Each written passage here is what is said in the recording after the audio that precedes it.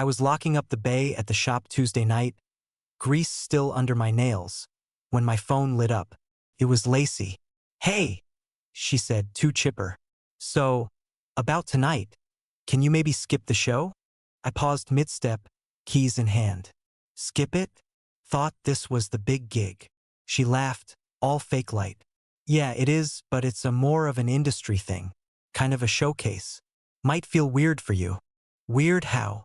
I asked, my voice flat. She hesitated, then exhaled like she'd been holding it in.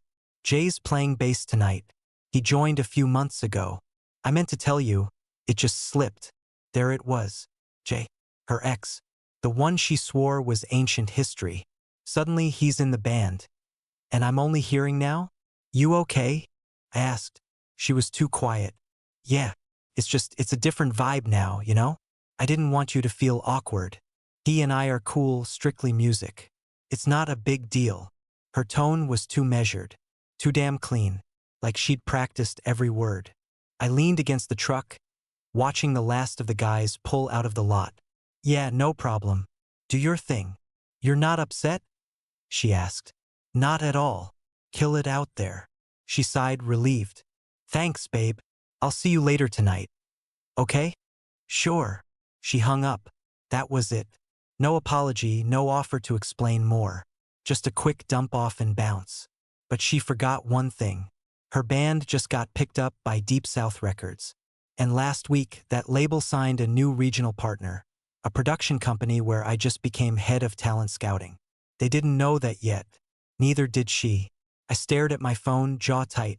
Few months ago, huh? Not what she said last time she mentioned him, if she ever did. I remembered every word. I unlocked my car, climbed in, and slammed the door shut behind me. She wanted me to stay home. That was fine. I'd do her one better. I'd see her on stage, under the spotlight with my name attached to the damn showcase. I sat in the car for a minute, engine still running, radio off, pulled up the email on my phone, the one from Deep South's regional events manager. Confirmed. "You'll be attending the showcase in Atlanta this Thursday as guest executive from Riverpoint Creative. Full lineup attached. Thanks again." Lacey's band was third on the roster. Her name was bolded in the promo blurb. Lead vocals and rhythm guitar, Lacey Greenfield. Right below it, bass, Jay Conway. She never said a damn thing. I opened Jay's profile next. He wasn't hard to find.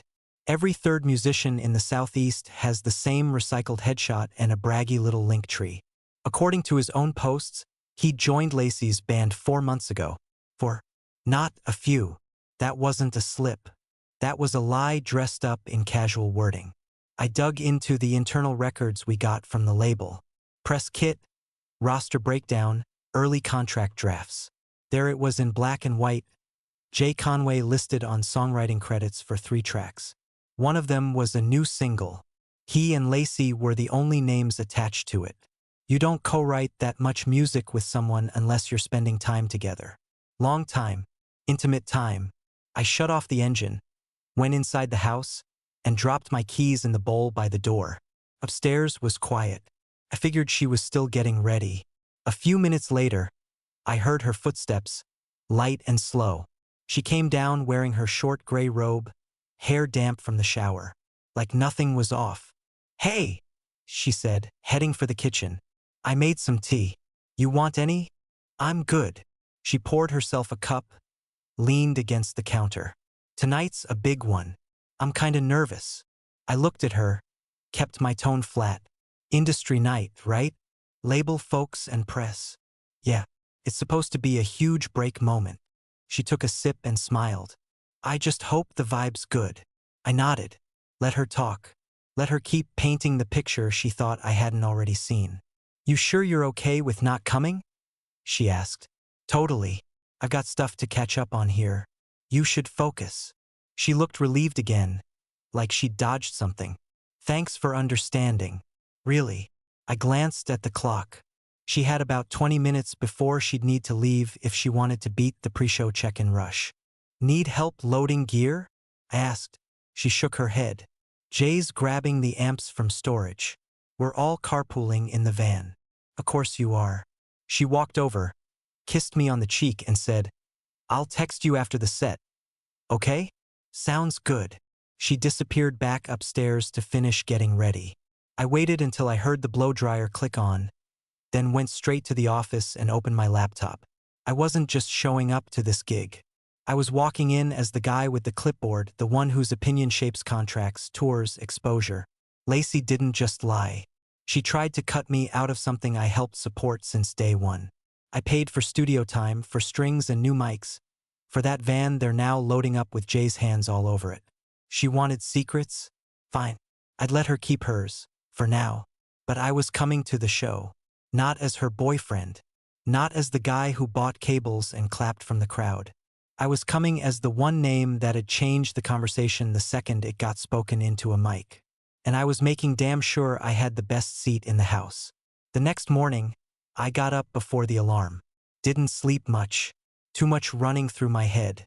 While she was still in the shower, I pulled out the black shirt from the dry cleaner bag. The one I wore for investor meetings and studio events. Pressed, crisp, tailored just right. I went with dark jeans, clean but casual. Wiped down my boots until the leather shined. Not flashy, just sharp enough to make people wonder who I was before they even asked. Lacey came down with her hair still damp, eyeliner halfway done, rushing like she was late. "Gotta leave early," she said, grabbing her tote. "We've got rehearsal at the venue." I looked up from the coffee I was stirring. "This early?" "Yeah," she said, not meeting my eye. "Sound engineers want extra time with new gear. Jay's got a new rig. Cool. Hope it goes smooth." She gave a quick smile, like she was too distracted to see if I meant it or not. "Wish me luck." I smiled back. "Break a leg." She grabbed her keys, slung the tote over her shoulder, and left without another word. I gave it 3 minutes. Then I picked up my phone and dialed the venue. "Hello, Arc Warehouse. This is Ben." "Hey Ben, this is Cole from Summit Audio Logistics. Just confirming tech setup times for tonight's showcase. Client asked me to double-check." "Sure," he said, "but no setup scheduled today. Soundcheck was Monday. No rehearsal on the books."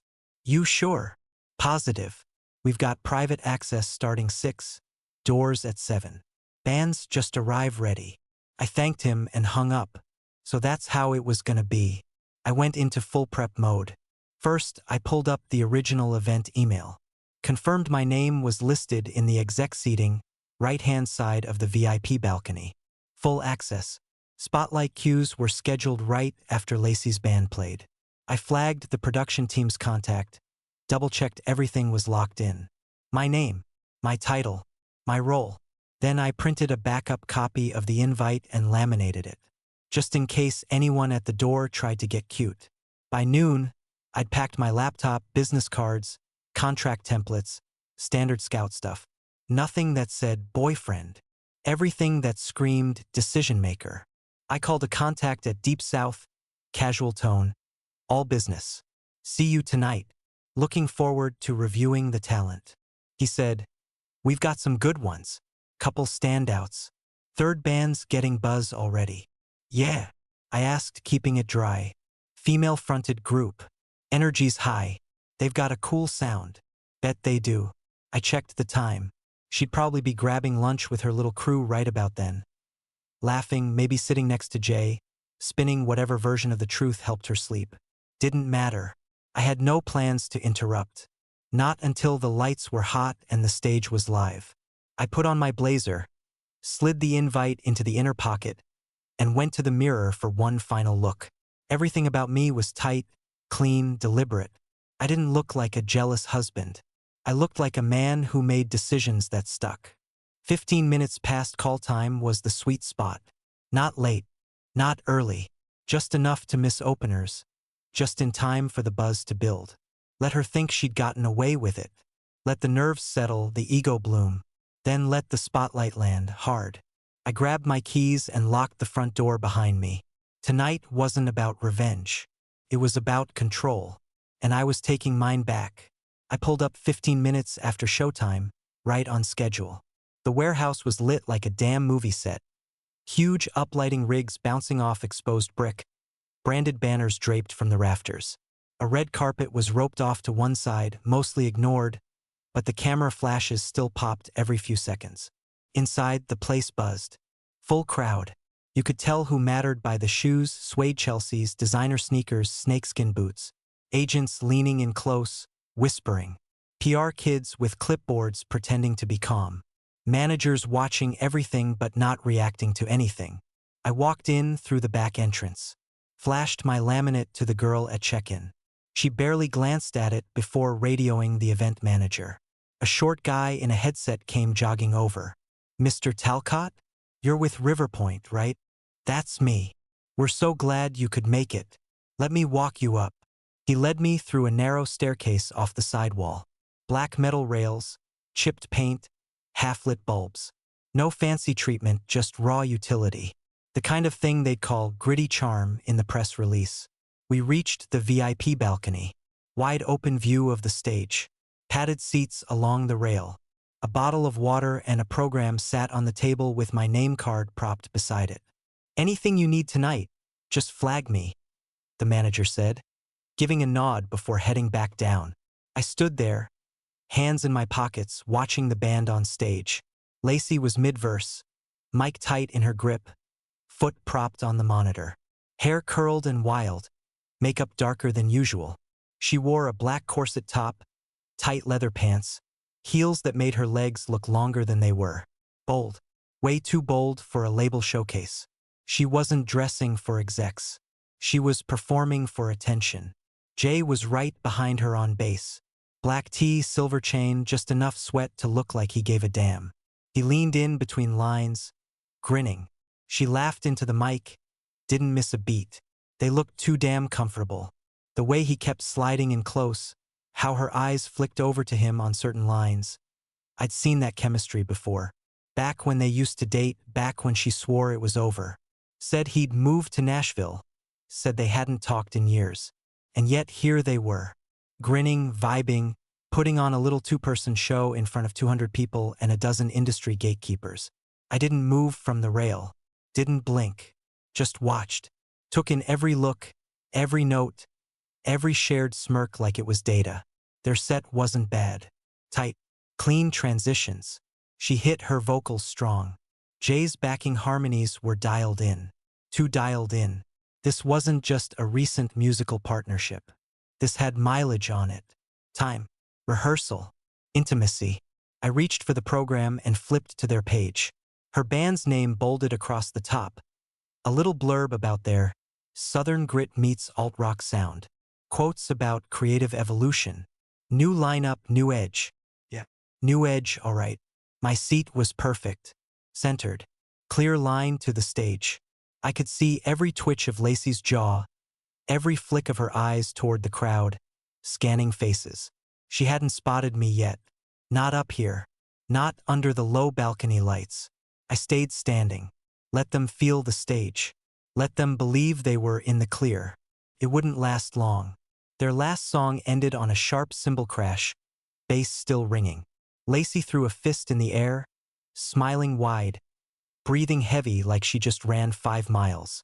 Jay leaned in, whispered something in her ear. She laughed and brushed her hair back like she didn't have a care in the world. The crowd gave polite applause. This wasn't the kind of room for full-throated cheering. It was industry people, observers, quiet judges. Then the host walked out with a mic in one hand and a clipboard in the other. "Give it up for golden years," he said. A little clapping, a few whistles. "Now before we bring up our next act, we've got someone special in the house tonight." I rested both hands on the railing, stayed still. This showcase means a lot to everyone here, and it's about to mean a whole lot more for one of these bands. Lacey turned slightly on stage, wiped her face with a towel, still laughing with the drummer.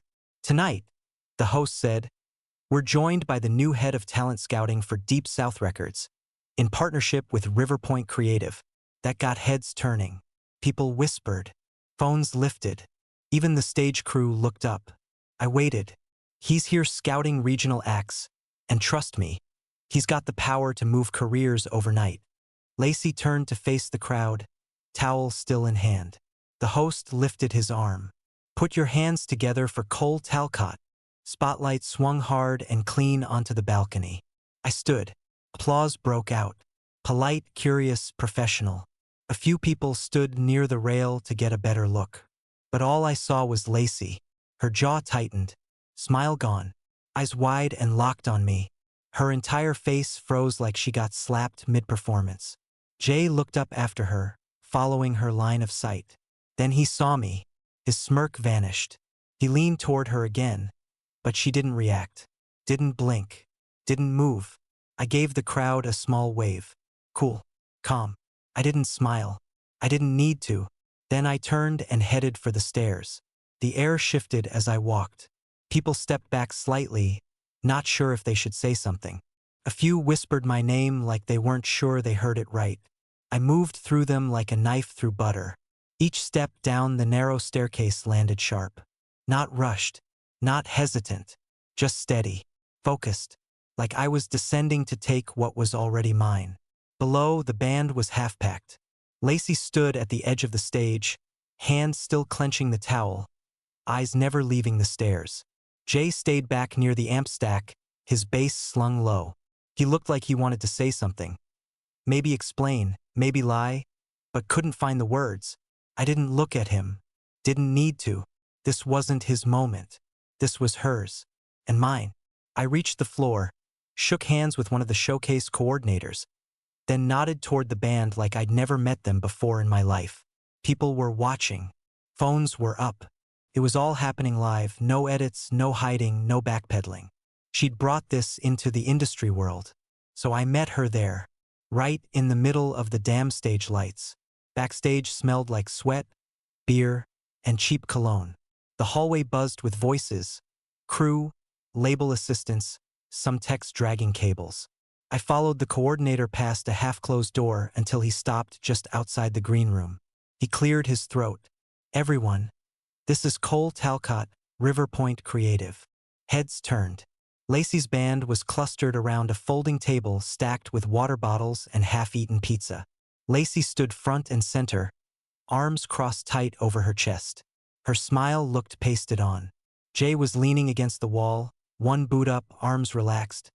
But I caught the flicker in his eyes the second I stepped in. "Nice to meet you all," I said, even and smooth. "Hell of a set." Lacey nodded once. "Thanks."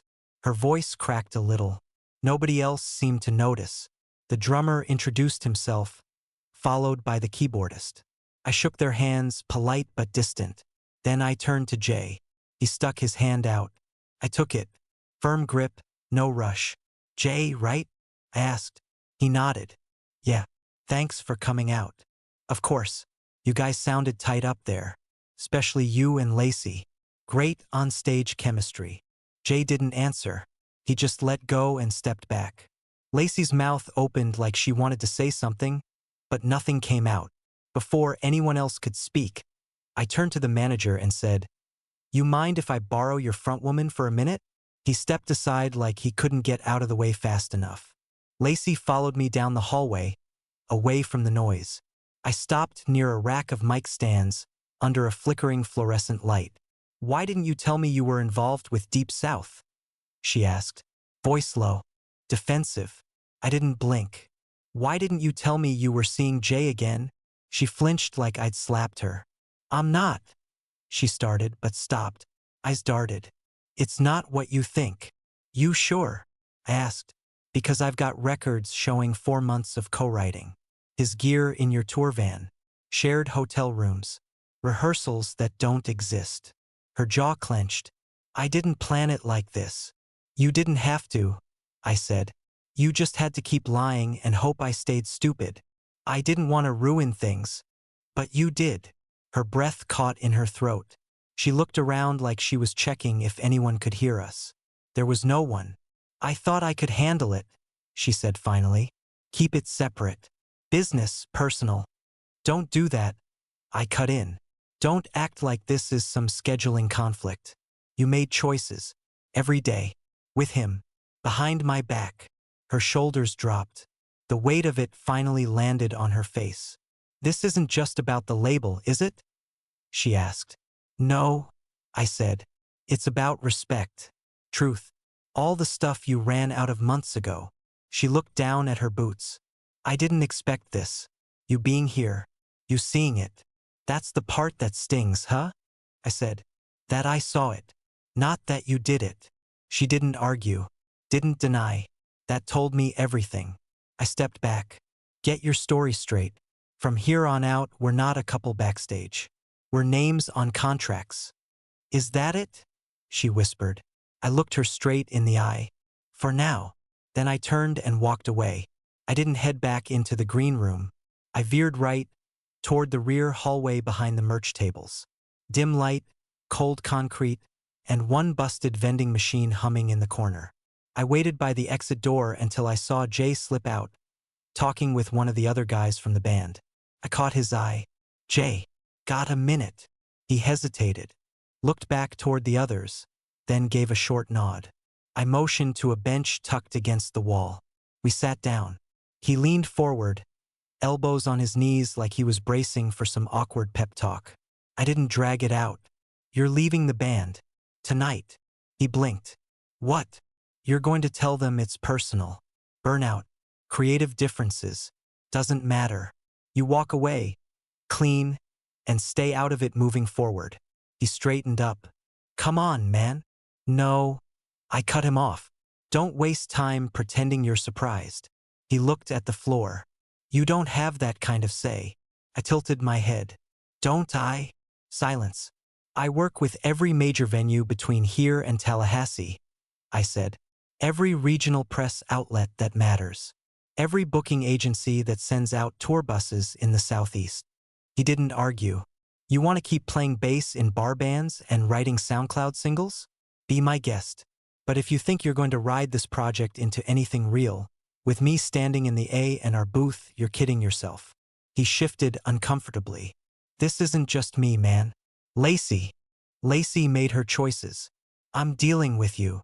His mouth opened like he had something to defend, some noble reason he could throw in the air to make this feel less slimy. I didn't let him talk. Or, I said, I dig deeper. Start asking about your time together. All those writing sessions. He looked up. The late nights. The weekend lock-ins. You think studio logs don't show timestamps? Think I can't pull hotel records off the business account? His face went pale. He looked like he wanted to vomit. I won't even have to push hard, I said. A couple quiet questions in the right places, and suddenly it's not personal anymore. It's character, integrity, PR liability. You think a label wants that heat? Jay stared down the hallway. Then he rubbed his jaw, sighed hard through his nose. All right, he said. I'll walk. You'll announce it tomorrow. Solo statement. Friendly tone. He nodded slowly. Yeah, okay. I stood. He didn't. I let that silence stretch for a second. Just him and his regret sitting alone in a back hallway with the walls closing in. Then I walked. Not fast. Not angry. Just done. He was finished. And he knew it. I found my way to the bar in the front lounge.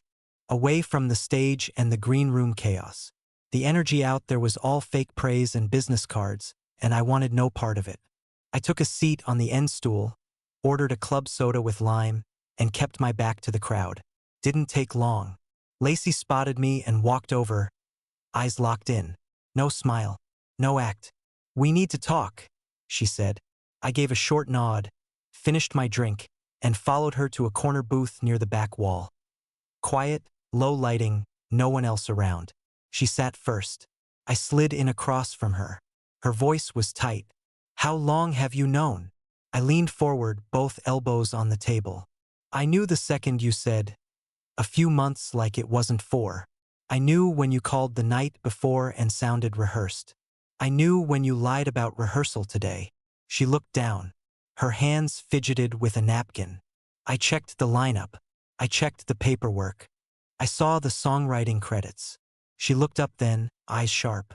It's not what you think. Stop, I said. Don't spin it. She swallowed hard. It just happened, Cole. We didn't mean for it to. I let out a short, humorless breath. No, it didn't just happen.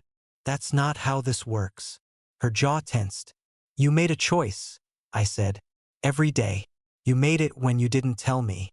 When you let me pay for studio time. When you acted like Jay was just some name from your past. It wasn't about the money. It was about respect, I snapped. And you pissed all over it. She went quiet again. Nothing in her face looked like the girl I met 5 years ago. That girl didn't hide things. She didn't lie with a straight face and call it love. Lacey breathed in slow. So what now? I didn't even blink. Jay's out. Her lips parted slightly. She knew what that meant. Knew it was already done. And you should be, too. She shook her head once, like she misheard. What? You heard me. I'm the lead. This is my band. No, I said. It was. But if you want to salvage any part of your name, you walk now. You release a statement. Solo direction. Say it's mutual. Her face fell. You're serious. You brought your personal mess into business. I gave you chances. I gave you the benefit of the doubt more times than I should have. Her voice dropped. You're punishing me. No, I said. I'm cleaning up. You think I'm the villain here, she said, voice rising. You are? I shot back. You dragged me through months of lies, and now you want sympathy? She looked away, breathing through her nose. This showcase was supposed to be about a future. Instead, I watched you flirt with your ex on stage like I didn't exist. I didn't mean for it to go this far, she whispered. But it did. We sat there in silence for a moment, the low thump of bass from the next set bleeding in through the walls. She finally looked at me, eyes glassy but dry. If I walk, is that it? Are we done? I didn't answer, because we both already knew. Lacey's hand reached across the table like she could pull the last 5 years back with just her fingers. We can fix this, she said. Her voice cracked. I'll go to counseling. We'll go together. Just give me a chance to. No, I said. Her mouth froze mid-sentence. It's done. She stared at me like she didn't understand the word. You don't mean that. I do. You're just hurt, she said, grabbing at anything. You're angry. You don't want to throw us away over a mistake. This wasn't a mistake. I cut in. You didn't trip and fall into his arms. You chose this, over and over. She flinched but didn't stop. We're married, Cole. Divorce is in motion. What? Her voice jumped. I've already spoken with a lawyer. Papers are being drawn up. Her face collapsed. You've been planning this. I've been watching, I said. You lied. I waited. I watched. I gave you space to tell the truth, and you spit in it. She pushed back from the table like she'd been shoved. So you came here to humiliate me? No. I came here to see it for myself. You used the label, she said. You used your title to corner me. You used my trust to play house while keeping him in your pocket. She didn't answer. I stood up slowly. She stayed seated, looking small for the first time since I'd known her. What happens now? She asked, voice barely above a whisper. With the band. I paused. You stay in that band, you bury whatever's left of your name. Nobody in this business respects a lead who screws around mid-contract and brings drama to the stage. She opened her mouth, but I kept going. You resign. Say it's personal. Take time for solo work. Whatever spin you want. But if you try to cling to that mic like nothing happened, I'll make sure every booking manager knows exactly how unprofessional it got behind the scenes. Her lips tightened, but she didn't fight it. You made yourself a liability, I said. Now you can decide how loud the fallout gets. She stood. Her hands trembled slightly, but her face was blank. No more begging. No more stories. Just stillness. She looked at me one last time like she might say something. Something to soften it, to delay it, to make it feel less final. But she didn't. She turned and walked out of the corner booth, through the crowd, and into the hallway without another word. No tears. No excuses. Just silence. For once. 3 weeks later, it was done. Jay packed up and moved to Austin. Left the band without making a fuss. No farewell post, no final gig. Just disappeared. Smart move on his part. Lacey turned in her resignation 2 days after that. Official statement said she was pursuing solo work. No mention of the fallout, no mention of me. Just a clean exit. I finalized the divorce paperwork the following Monday. It was simple. No courtroom drama. I kept the house. She took her gear, her guitars, and her name off the lease. We didn't speak again after the night of the showcase. Not in person, not by phone. Just a few emails through the lawyer. That was it. I didn't miss the tension, the pretending, the walking on eggshells mornings and half-truth nights. What I missed, briefly, was the version of us we used to be. Before she started lying, before Jay slithered back into the picture.